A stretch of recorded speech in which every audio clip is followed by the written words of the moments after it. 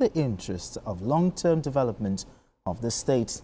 Governor Boji, who emerged victorious in the 2023 governorship election on the platform of the PDP, was received by senior APC officials in what political analysts describe as a strategic realignment with significant implications for the 2027 elections. A former governor of the state and PDP vice presidential candidate in the 2023 elections, Ifeanyi has also dumped the PDP for the APC. Senator James Manager announced the defection in Asaba after a meeting at the government house. Manager stated that all PDP members in the state, the speaker, the state party chairman, all local governments chairman and others have agreed to move to the APC. The days ahead will definitely be interesting. Bobby K will talk to me. The Delta State Governor, defecting to the ruling APC. Did you see this coming or are you surprised? I'm not surprised. You're not surprised? I knew it will happen. I knew it was just a matter of time. You saw the signs? And I see two other governors coming. Two other governors from the South. I see them coming. I don't want to go further because exactly. I'm not part of the APC family. I don't have, I'm not a card-carrying member, and I would rather leave the APC to sort out their issues. Okay. Before now, there had been so many defections to the APC from Delta State, and the governor must have felt that if he remained in the PDP, he would be like a fish out of water.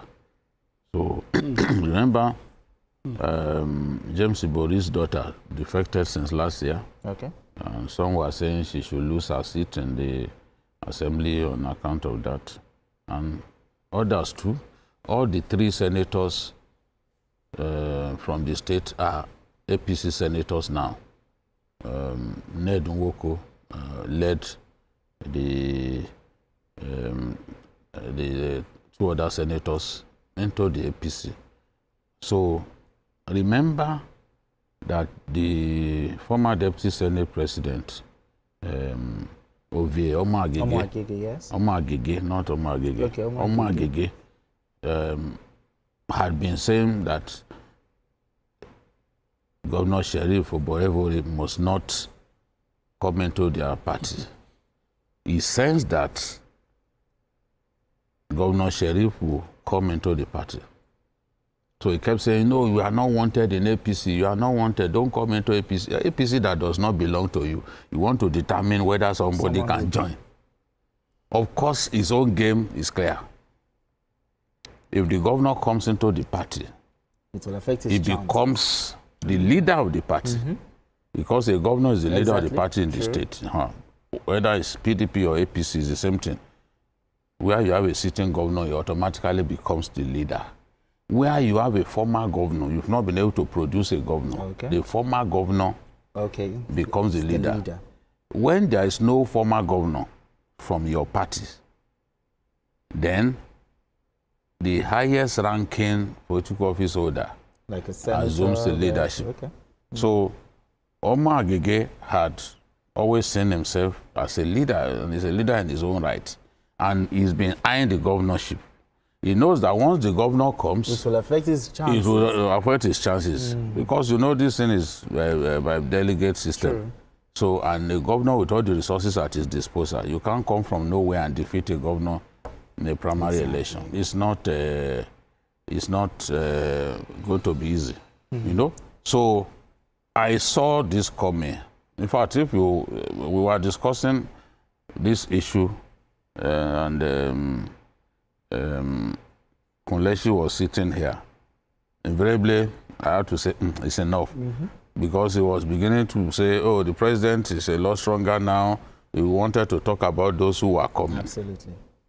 So I had to tell him at that stage to keep his gunpowder dry. As we move on, we see a lot of dramatic things. The undisputed leader of Delta State politics is James Ibori. And James Ibori is close to the president at this time. So those who can project what will happen in the next coming days, they're already seeing a shift and it's influencing their political behavior. So people like Tompolo, for example, they are with this government. And Tompolo too is strong in his own right. So ultimately now, the political map of Delta State is being redrawn. And a party that had never won election since 1999, PDP had never failed to take Delta State because they've been since there 1999. Since 1999. But for the first time, we have an APC governor. And it's not only that, all the assembly members who are from PDP, they are going to go into APC. The House of Reps members, like their mates in the Senate, they will move into APC. The local government chairmen have already indicated that they are going to move into APC. Remember, the Delta Unity Group were received into APC some days back in Agbo.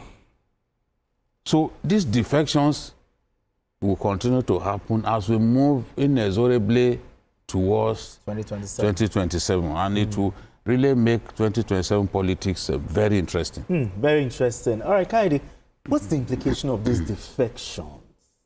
In the politics. Unlike BKO, I wasn't sure this will happen. Based on some of the factors you mentioned. The fact that this state has been a PDP state since all the 1999. while looks like it's in then, now it's clearer. It looks like a political suicide, for you to just move into an opposition party. You recall that the likes of Ogboru, who was a strong candidate, one of the reasons why probably he never became a governor is because he wasn't in the ruling party. However, the implication of this opened our eyes to a lot of factors. PDP is continually balkanized. PDP is obviously depleting seriously. This is a clear scenario that the House is in disarray. We don't know, there is a name called the acting chairman of PDP. Who is he presiding over? Who is he talking to? What weight does he carry? Anyone who is serious is not likely to stay with such a party. When El Rufai said then that that was not his word, when he said, forget PDP, I cannot leave APC and go to PDP, we felt, that was a bit, disingenuous of him. But now it's getting clearer that PDP is totally balkanized. In name, you can still call them the main opposition party, but with what is going on, it is clear that this is a big problem. We are talking about Okoa, the running mate to the presidential candidate in the last election. I was surprised with that one. Defecting. We're talking about Delta State. The name Delta is synonymous to PDP. But look at the whole indices. We are talking about 3 senators. We're talking about, even when Ned Nwoko made that move, for some of us, we were like, wow, something serious is coming. And it's clear. But trust me, there will be some kind of power tussle in PDP Delta State with Omar Gigi. They call the party a sinking ship. I mean, what does this mean? Is it that the PDP cannot, no hope of getting their acts right again, or what? What is happening to PDP is like a typhoon in the desert. The party is receding rapidly, and the earlier they realize it, the better. And they still have battles ahead of them because despite his age, Atiku, the perennial contestant, still wants to be the standard bearer of the PDP. And I know that this will cause serious problems because the younger people in the party will ask themselves whether the party was created for the Waziri Adamawa, because he's had so many opportunities without laying his hand on the presidency.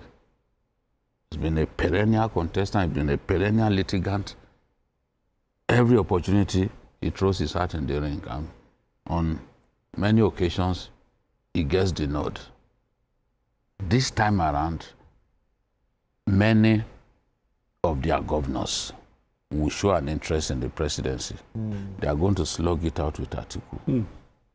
They have resources, they have clout.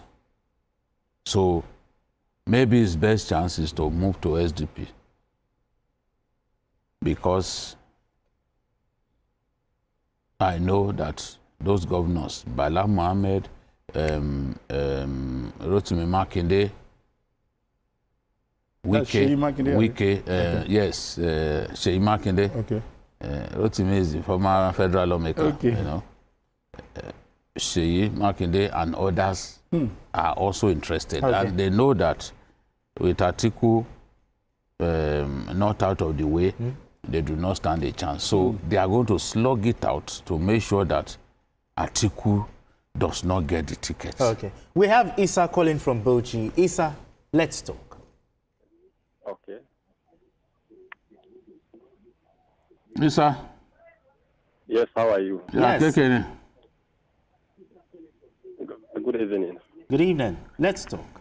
Yes, okay. My regard to the guest in the studio. Yes, Mr. Jude, how are you? I'm fine. Alhamdulillah. So actually, my own take is not much about this program.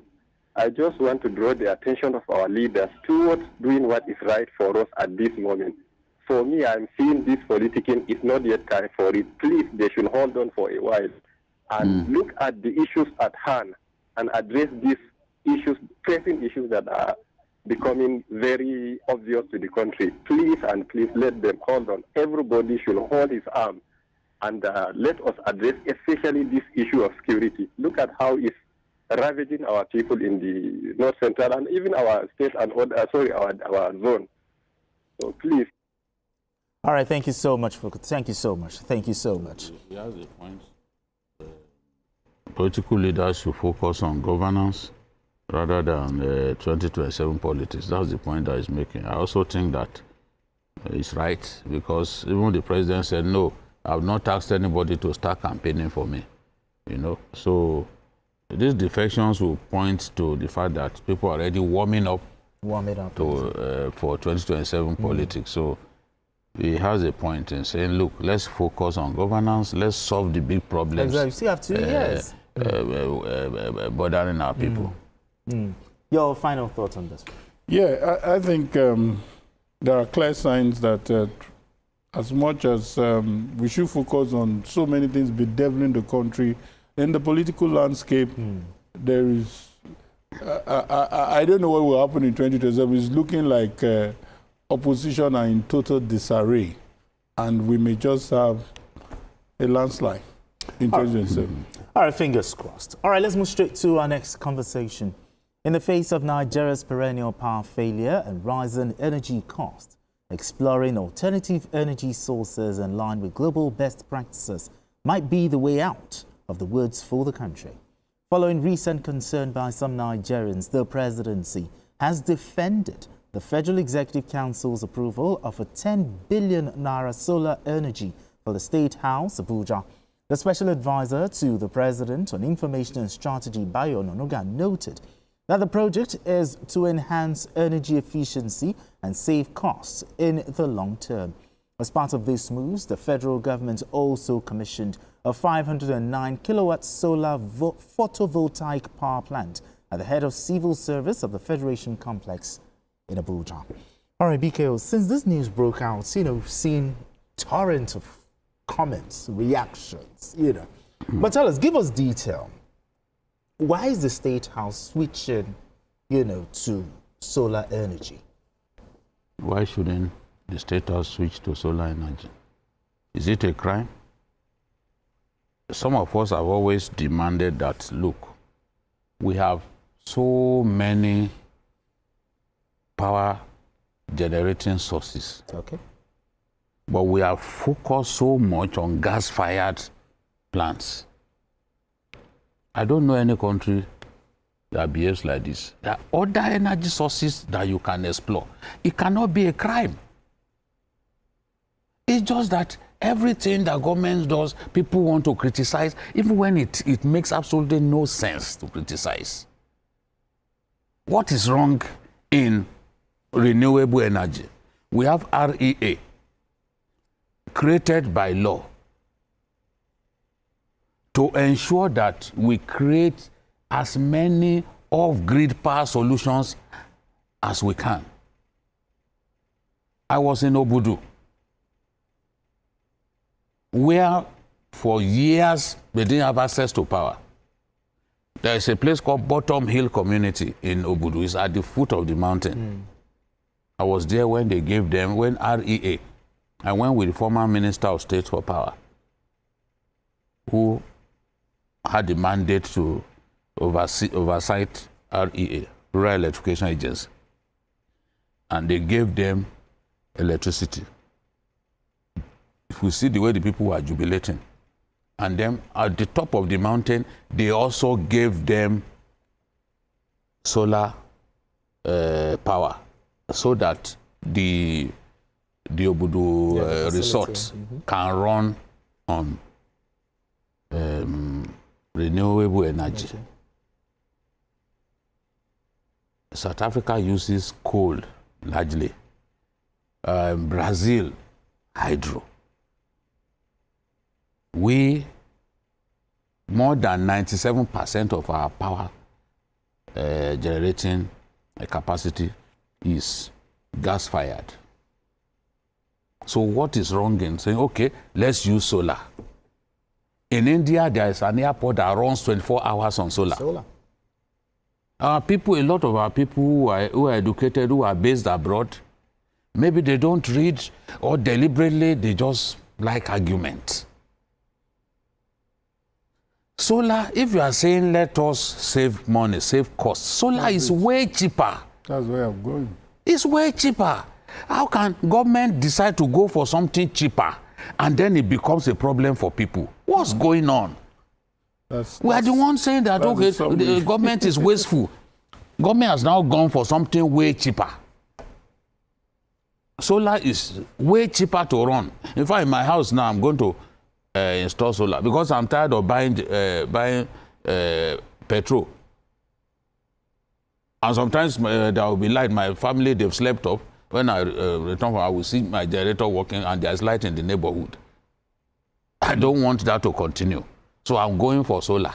Even this, my Ogabe or Nonoga, is 24 hours on solar. It costs a lot of money to do it, but once you do it, more sustainable. It's extremely cheaper to maintain. Look at our universities. Government installed solar in those universities. BUK, go to BUK and see tank farms. I mean, solar panels all over the place. Because we can't have a situation in which university students, it's time for their exams and they don't have electricity. They can riot. So they've installed solar there and taught the students how to maintain it. That is the way to go. What is our own, even our install capacity? I was looking at, I was doing some research. Our install capacity is just 380 megawatts, entire solar capacity. Look at a country like Morocco, 830 megawatts of solar, 830 megawatts of solar, 1,800 megawatts for wind energy. Okay. Morocco, total installed energy mix, 12,000 megawatts. And Morocco has plans to move from 830 megawatts to 2,000 megawatts by 2027. When are we going to be like other countries? Egypt has more electricity capacity than it needs. Egypt is now even trying to export electricity to European countries like Cyprus. And when you talk about capacity, it's different Different sources. How can it be wrong to do solar? What is going on? When you know it's cheaper. And people talk about 10 billion. Okay. Let me tell you, TVC, our engineer just told me yesterday that when we wanted to put solar in this place, we got a bill of 3.2 billion. And people are raving that 10 billion is too much for Aso Rock. People think that Aso Rock is merely the habitation of the president. It extends beyond that. Aso Rock extends beyond where the president lives. So, if solar is cheaper, you know, Mr. President inherited debt. Yes, he did. He had to pay. Our barracks. In fact, I want the president now to not stop here. Institutions, yeah. Let the National Assembly be on solar power. Let all our big institutions be on solar. The hospitals, you know, let them be on solar. I was in Borno State. I saw the place where they keep their drugs. 24 hours on solar. It's reliable. So, it shouldn't be something that will bother people. If you think 10 billion is too much, then do your research and find out. Everyone knows that in the first instance, it's usually very expensive. But after that, you don't need any other. Okay. It's just like those decoders from Southeast Asia that my friends in Northern Nigeria use. They don't need DSTV. Once they have it, they don't do any subscription, they don't pay, and they are enjoying their thing. So that's the way it is. All right. There is no. People are talking about US. I'm not even going to talk about that because every time, we want to use. For us, let's even use countries in our continent. People are saying, Sebi, the State House, the US State House, they are on solar. People can't be looking for fault all the time. Whether it is solar, whether it is wind, look at wind. We have opportunity. Even along this coast of Lagos, what stops us from using wind? Exactly, because of the wind there. Yes. And if somebody decides to do solar, it doesn't mean that he has left the rest of you behind.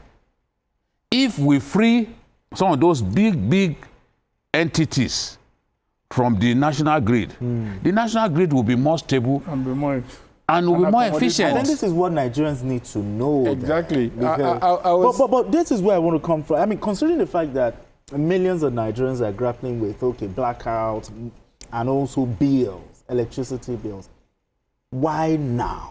Is what most of the questions. Why not now? Why now? Why not now? But why now that Nigerians are saying, the bills are... See, the thing is, don't listen to this Ariwoja from people who make comments on YouTube and other places. REA, like I told you, was set up to increase our alternative energy capacity. That's true. And they are doing it. The fact that, now, the other part of the story is that they've gone to the head of services office. Yes. And they are installing solar there. There's nothing like why now. They are in there to do their job. Let them take it as far as they can take it. BKO, you know what I noticed? BKO is like that lecturer who asks you, can't you think? Can't you use your head? In fairness, let me say this.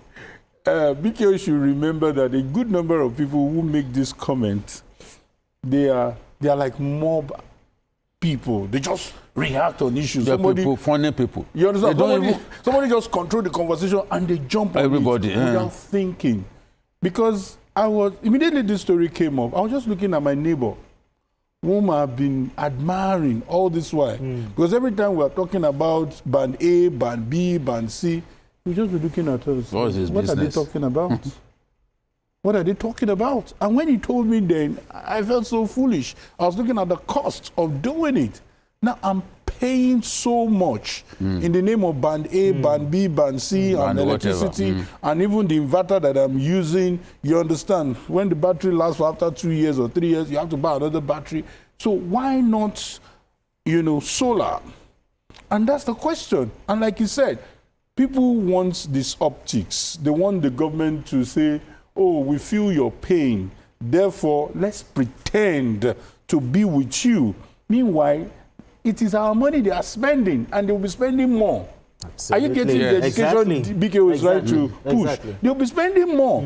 So please, if you can just engage in this debate and learn, rather than just thinking we are showing you another way and we don't want to listen. And they say that, you know, the argument is, America gives people 24 hours electricity. So that's why the state house in Nigeria does not deserve solar.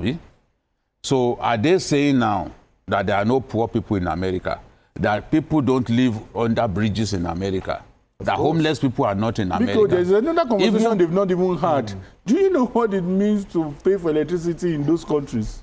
So with this switch over, no, you see, the thing is, what is the argument? Somebody punctures your argument by saying, look, America too, their state house, White House, they are using solar. Okay. And then you move on to say, oh, has America not provided electricity for its people?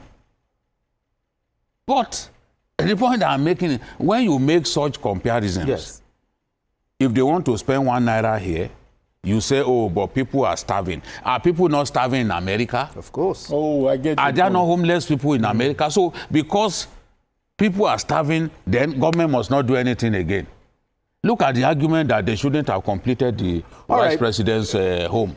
What do you gain if you don't complete it? You've lost all the money that you spent to bring it to the level that it was. Exactly. All right, gentlemen, we need to go on this quick break right now, okay? And when we return, the conversation continues. Don't go anywhere. Still Journalist Hangout.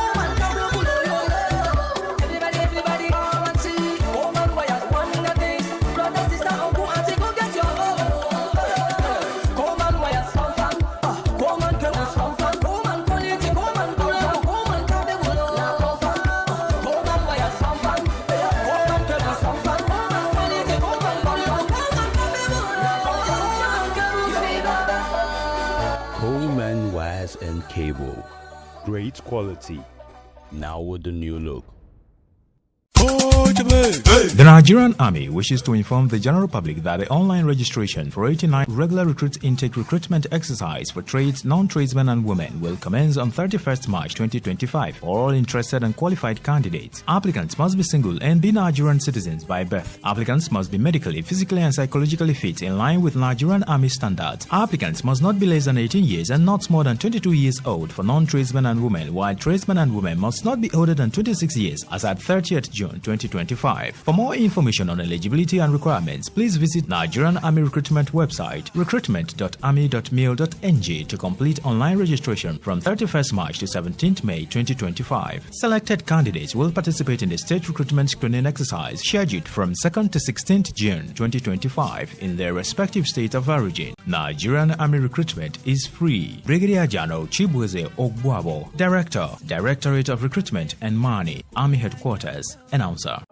In November 2024, the Supreme Court of Nigeria, our highest court, delivered a landmark judgment on lottery and gaming regulations. The judgment nullified the National Lottery Act of 2005, thereby upholding the constitutional right of the states. Yet today, some lawmakers push the Central Gaming Bill 2025, a blatant attempt to defy our Supreme Court and weaken our constitution. No lacuna, no shortcut. Online gaming does not strip the states' right. This is the rule of law, the supremacy of our constitution. If they defy the Supreme Court today, what will stop them tomorrow? This is not just legislation, it is an assault on justice. The Supreme Court cannot and must not be silenced. Tell your lawmakers, stop the Central Gaming Bill 2025. Protect our judicial institutions. Justice must stand and the Constitution must prevail.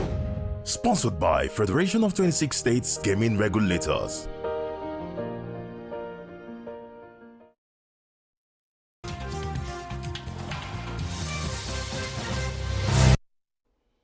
All right, if you just joined us, it's still Journalist Hangout. I still have BK right here and Kaidi Ladende. All right, let's move straight to our next conversation. The raging killings in Benue State has reached a grim peak. In a fresh attack, 11 people were killed by armed herders in the state.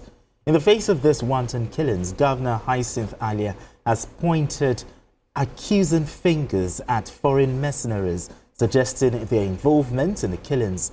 Governor Ali alleged that those responsible for the numerous killings in recent weeks are foreigners who are escalating local tension. All right, Kaidi, first of all, we want to express our condolences, to the people of Benue State. But what are your thoughts about what the Benue State governor, said? I mean, pointing accusing fingers at foreign mercenaries. It was on this platform that I said that as far as Nigerians are concerned and as far as the Benue residents are concerned, we care less about wherever the killers come from. Sure. It's a criminal activity. Absolutely. As much as they may have done the analysis, done their, what do you call it now? Their... intelligence? Or what? No, I'm trying to look for this medical language. Whatever research or whatever things they've done, the diagnosis that they must have done, and whatever intelligence they have, that's the governor or whoever is in government, because I've had this conversation before now, when they told us that it's a climate change, people are moving. You remember this was so common during Buhari's administration. For all we care, these are killers. And how do we explain this? That they now had the God from wherever they came from to come and waste people in the middle of the night, sometimes 8 p.m., 9 p.m. So please, let the killers be apprehended and be, pardon my language, executed, if that is the right word. We can no longer listen to all kinds of explanations, all kinds of whatever things that anybody is saying. As far as we are concerned, people deserve to live in peace. The question is, BKO, if the attackers are foreigners, why have they not been taken out? I mean, is the Benue State governor helpless here?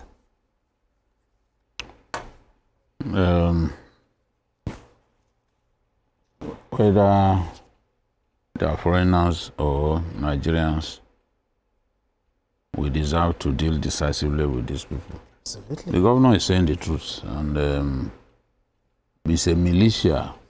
I used to call them the headsmen militia. That was like 3-4 years ago. So these are people who come from Mauritania, from Niger Republic, from Senegal, Mali. Somalia. They bring them for revenge killings. That's what they've been doing. And our borders and waterways are porous. Yes. Very. Our waterways are being used to bring in weapons and kill us. Even Akwa Ibom, people come through the waterways of Akwa Ibom, bring in weapons, bring in foreign fighters to come and kill our people. It's a fact. The National Security Advisor has his job cut out for him, and these killings in northern Nigeria, they are an embarrassment. That is what people like Baba Ahmed should be concerned about. Because I remember when Dr. Yusuf, who used to be in charge of health insurance, was saying, look, it is the North that can solve these security problems. That the North shouldn't be waiting for Tinubu to solve this problem. Because Tinubu inherited this problem. How much longer will these killings continue? And unfortunately, you even, when you are talking about, the North is being marginalized, the North is not being taken care of, you mention insecurity as part of the problem that the administration has not addressed. And you view that as part of the marginalization of the North because they've not solved the problem. But who are the people in charge of security in Nigeria? The Northerners. The two ministers of defense are from the Northwest. The chief of defense staff is from the Northwest. The chief of air staff is from the Northwest. So these killings are an embarrassment to our country. There is a need for Northern leaders to come together. Forget about politics. Come together, brainstorm on how to solve this problem. This is what the Baba Ahmeds should be doing. It should be galvanizing the North to solve a problem that is an embarrassment to all of us who are Northerners. As I said earlier, exactly. I am a Northerner. I'm not less of a Northerner than Ondume or anybody for that matter. And if an Ondume wants to appropriate being a Northerner, I'm not going to allow him. I will step forward and say, no, you are no more Northern than me. How are you more Northern than me? What are you talking about? So we should be solving this problem. We should be having a judge session. How do we solve this problem? That should bother them more than appointments here and there that we want our children to take. Even if they take all those appointments, they give you all those appointments that you are talking about. And the security problem remains. Persist. People are not free to go to their farms. People are not free to go to their church. They are not free, even mosque. They bomb people in their mosque before. In this same Northern Nigeria. It should be a matter that borders any right-thinking person who comes from Northern Nigeria. This embarrassment is too much. It's just too much. Where is our humanity? The rate at which people get killed. We don't see that in other parts of Nigeria. More than 200 people killed in 2 states. Just 2 states. Within a few days. Within a matter of a few days. Arewa Consultative Forum should be calling a meeting. Should be summoning the governors. If they have that clout. If they have clout as tiny as Beneseed seed. You know Beneseed? Have you seen Beneseed before? Very small like this. Beneseed. I'm not talking about mustard. It's not every time that we talk about mustard. Beneseed. Beneseed.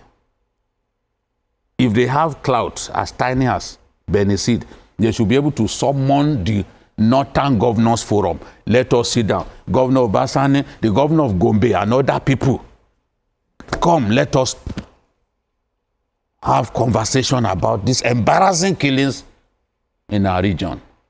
And many of us who are not just from the North, but who are born and raised in the North, will be happy to go there and say, okay, this is how we feel.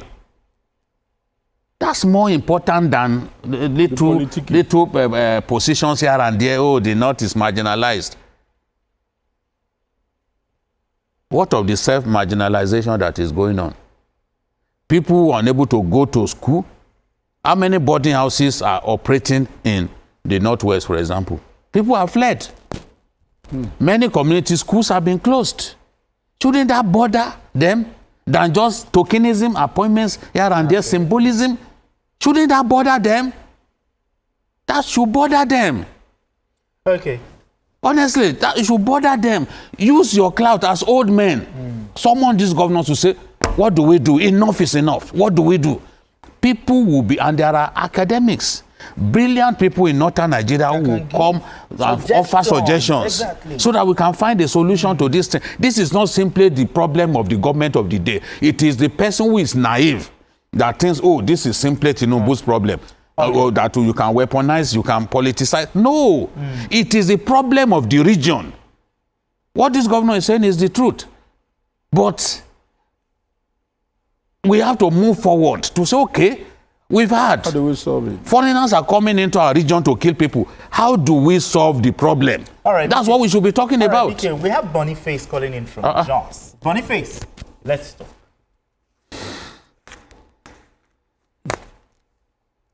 Boniface, are you still with us? Okay, I think network. So, Kylie, yesterday we tried to look at... Good evening, all. All right, Boniface. Yeah, Boniface is here. Let's talk. Yes, concerning una discussion this evening. Yes. Hello? Yes, we can hear you. Let's talk. Go ahead. Concerning una discussion this evening is very, very worrisome. We that produce things, we are shedding tears on a daily basis. We are not happy with what is happening in Plateau State and in Benue. As if we are not in Nigeria. As if we do not matter. As if our life is no longer life again. On a daily basis, our people are being killed. Our people are being massacred. Our women are being raped. We are being chased out from our homes. Once it is 8 o'clock, we'll be looking for a place to hide. So that must stop. And then, specifically, when the governor of Benue State speaking yesterday on your sister TV, I was so much disappointed because for him to exonerate people that are within him, I am disappointed. If he said that it is a foreigner, how can a foreigner pass Plateau State, pass Nasarawa, pass all those bordering neighboring areas and reach Benue and cause that kind of havoc and all still go back? How? I imagine how the movement will be. Not one person, not two person, not three person who come and commit that kind of havoc and still go back on the air using motorcycle. Is it not the motorcycle? Is it not sounding again? Can people hear him moving or can people see him moving? How will he come and say? In fact, when I was saying that I was planning to become God to shut up his mouth. He's talking like say he don't know what he's saying. How can a governor say that it is foreigners? How? Is it the foreigners living within Benue or foreigners that just come down night, commit the havoc and go back? I don't imagine a foreigner coming all the way from the country mentioned and commit havoc and still go back. Thank you. All right, thank you so much. Thank you so much for calling. What would be your response? You see, when you hear people say the governors should step up and defend their citizens, what would your response be? I watched the interview he's talking about. I think what people want him to say, unfortunately, they are not in his shoes. It's not something he can say. They want him to say, defend yourself, carry weapons, and there will be more bloodbaths. That's the implication. And we shouldn't resort to that. Absolutely. So, as a governor, the language will be different if my friend is also in the saddle. So, it's just for us to deal with this issue that BKO has mentioned. Let us come and stop politicizing this issue. And my worry, I don't know, like you said, I'm not permitted to ask him questions. My worry is this is always happening eve of the campaign and eve of the election year. And people come up with all kinds of politicization and want to make the government unpopular and for whatever reasons. And I'm like, election is 2 years away. Exactly. Election is 2 years away. Yes, maybe it's not yet. Too early. It's too early. If it has to do with the election is still 2 years away. All right, gentlemen. All right, gentlemen. Let's move straight to our final conversation. As Nigeria's political landscape braces up for the 2027 elections, the opposition's path is marred by internal discord and competing ambitions. For the People's Democratic Party, PDP, governors on the platform of the party have discouraged any form of merger or coalition, despite moves by top figures in the party for such. The position of the governors has divided the party.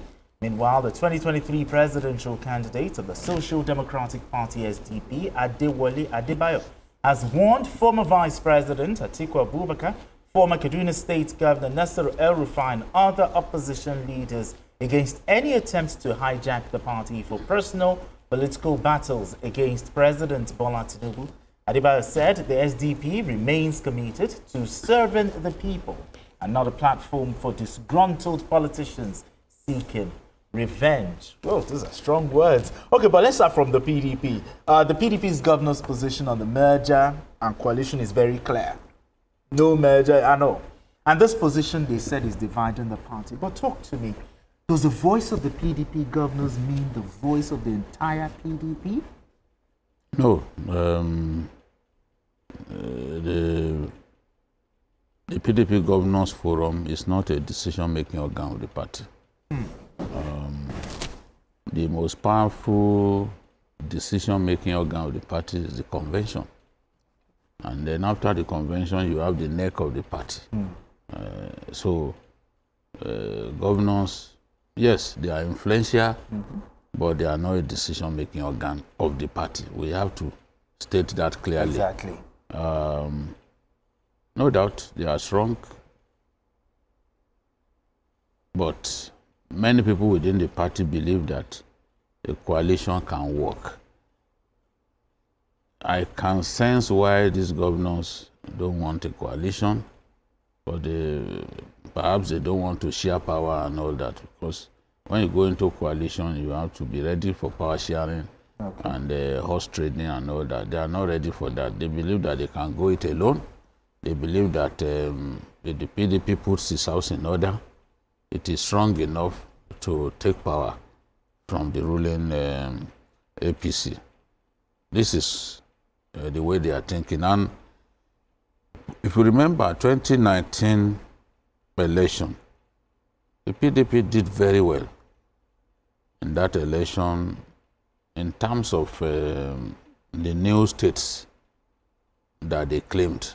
They did even better than the APC. The problem of PDP had always been the disunity within its ranks. And this disunity is reaching a head now because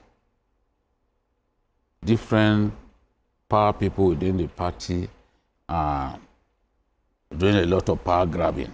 Oh, let me grab this, let me grab that ahead of the election. They're just trying to position themselves strongly. But if they all jump in to say, look, we need to address the drift of our party to nothingness, then the PDP will be able to reclaim its past and become stronger than it is currently. The way things are now, everybody is just pulling in different directions. They need to begin to sing from the same hymnal if they are to really challenge the APC. I do not quarrel with their idea of saying, look, we don't want a merger. We can go it alone.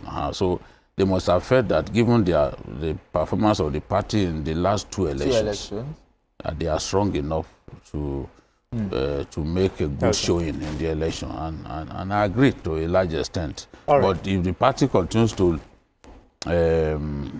lose key governors, key people, then it will be difficult for them to mobilize. Now let's look at the side B of this conversation. The warning by the former SDP presidential candidates, to opposition leaders, saying that, what do you make of that warning that you people cannot hijack this party? Talking about the former vice president and the former Kaduna State. It is an extension of what BQ has said, to the fact that we can sense that you probably don't have a space in PDP, that SDP is not a dumping ground for you to achieve your aim. Exactly. So it's just to let them know that, hey, this is a party that we are building. We don't want it to just be a platform for you to come and achieve your personal gains. So I think the warning is in order. How convinced he is on that particular statement is something, because I listened to that interview on Politics Tonight, and I realized that he's trying to play the game, play the politics, to say that I'm not against El-Rufai. He's a statesman, trying to say that, okay, you're welcome, but please, your motive has to align with the ideals of the party. And I think that's in order. So you agree with him? Yeah, so quickly on what BKO said, we need to understand that PDP coalition, saying they're against coalition may not be the right word. Coalition, and if there's a coalition, there must be a party which other parties will support. Okay. And if anybody will support anybody, it has to be PDP. That's Absolutely. probably what they should be talking about, rather than saying we are against coalition. Otherwise, they are not ready to. All right, Biko, your thoughts on this over. matter? Yeah, I think that everyone wants to strengthen his position. People like Adebayo will think, we are cooking a meal, and just about the time when the meal is almost done, some individuals want to now use it as a vehicle to advance their own ambition. So, which will leave the people who sustain the party for so long in the lurch. So that's not what he wants to see. He doesn't want his party to be hijacked by all these big politicians who are coming in. But maybe as we move towards 2027, more people will come in. But for now, people are not really moving in droves into the party, you know. They are not moving in droves. So Adebayo should calm down. Do you think it's sounding jittery that these big men coming in, because he also has eyes for 2027? He will want to contest again. Yes, and he has the resources. He's a very wealthy man. He will want to contest again, but he's probably concerned about some people who will come and snooker him in the process, because people believe that people like Atiku Abubakar may consider using that platform. And you know it's big, you know. Yes. The party may jump at the opportunity to field an Atiku, for example, because there's no way you can turn down an Atiku, you know. And if you have to contest against people like Adebayo, you and I know exactly. You and I know that the outcome is very predictable, you know. So they don't want to see that. They're already scared that these people are coming to hijack our party. Exactly. It's not the only person who thinks like that. There was somebody through the party that we had a conversation who said the same thing, that he doesn't understand why now everybody is now turning to SDP. They want to use us, you know. So. Okay. All right, it's a fine place for us to leave it. Thank you so much, Kaidi Ladendi. Appreciate you as always. Thank you so much. Always a pleasure. Thank you so much. Yeah. Biko, as always. Thank you. And that's on Journalist Hangout for today. You can watch the repeat broadcast of this episode tonight at 11. Join us on Sunday from 1:30 to 3:30 p.m. for Journalist Hangout on Sunday. We're on YouTube at youtube.com/TVC News Nigeria. I am Benga Oreshegun. Bye for now, and God bless Nigeria.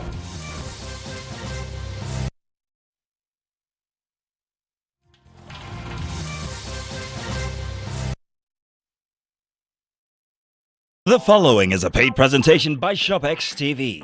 Tired of spending endless hours in the kitchen? Struggling with bulky appliances? Cooking should be a delight, not a chore. Tired of messy cleanups from kitchen tools that never seem to perform as expected? Do you wish there was a single solution to handle all your blending, chopping, and grinding needs? Introducing the Cook X4 in 50 Naira. That's a saving of over 100,000 Naira. And remember, you won't just be getting the blender.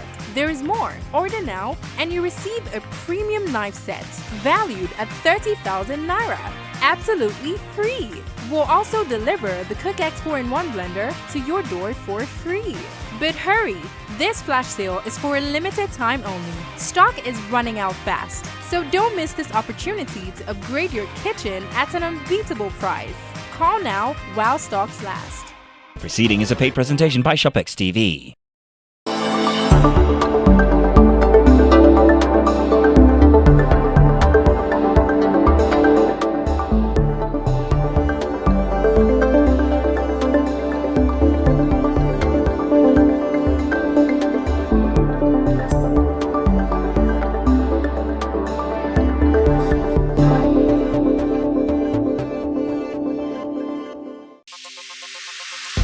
Stay ahead with the biggest news stories. Go beyond the news headlines. Experience impactful investigations. Enjoy resourceful news coverage in real time. TVC News at 7 and TVC News at 10 p.m. Live every day on this channel. TVC News. First, with breaking news. Doubt and fear doesn't occur at the canvas, it shows in the canvas. It shows the conation of raw earthen material slabbed, stroked and molded at a pace provided by the doubt and fear. Every move weigh in the struggle of one to the other, merging the past to the present, brushstrokes of colors seen but not known. For when the wailing stops, the pieces settle down in abject beauty erected for a century of a century. Speaking, advocating, protesting as the arts are meant to be.